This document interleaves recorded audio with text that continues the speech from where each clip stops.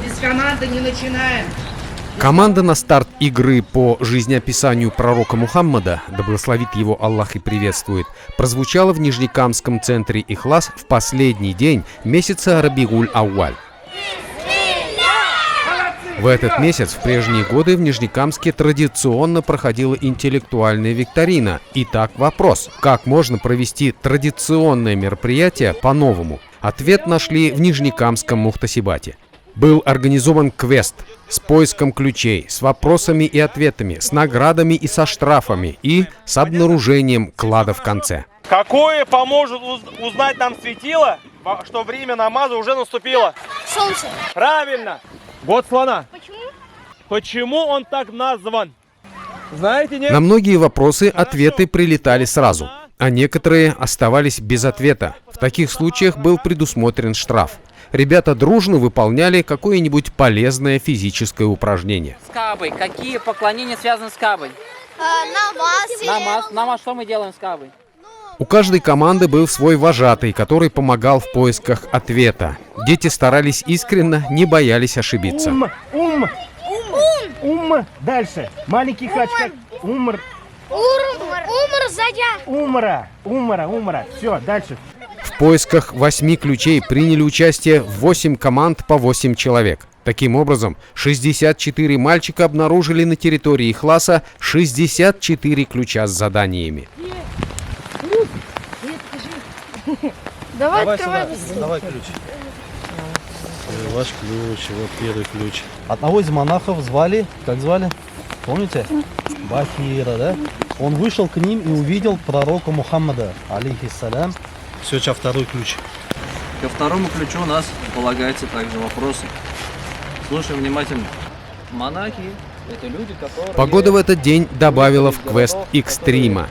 Бегать по лужам в поисках сокровищ была еще та картина. Что это за картина? Где она? Я не... 5 намазов на арабском. Кто может? Давай. Саид, скажи-ка. Аль-Хаджир. Когда человек устает, у него хуже работает голова. Поэтому отвечать на вопросы становилось все сложнее и сложнее. Но в этой трудности крылось и сладкое чувство победы. Победы над усталостью, над своими собственными слабостями. Раз, два, три. И пришлось ему пойти в Таиф. Вопрос: кто это был и что ему сказано было? Какой ангел? Гор. Ангел Гор, правильно. Аллах, он не ангел, да? А ангел Гор пришел к нему и что сказал?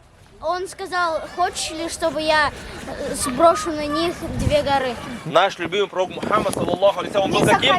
Милостивым, да? Он был милосердным. Он сказал: нет, не надо. Люди, переселившиеся из Мекки, будут называться мухаджирами. Те, которые из Мекки в Медину переселились, их называли мухаджирами. А жители Медины их называли ансарами. Вопрос: какое дело он сделал самым первым и почему? Поклонился Аллаху. Построили мечеть. Правильно, построили мечеть. Все вместе, ребята, все вместе. Наверху. Не залезай. Может, Спуститесь. кажется, нашел. Где? Вон.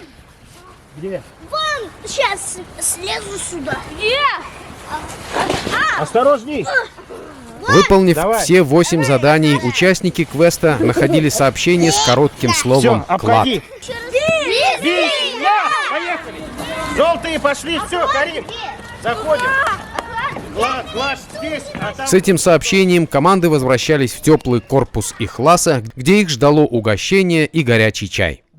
У детей, да и у многих взрослых, слова «клад», «сокровища» ассоциируются с материальными благами. Однако у верующих в судный день к сокровищам относится понятие другого порядка.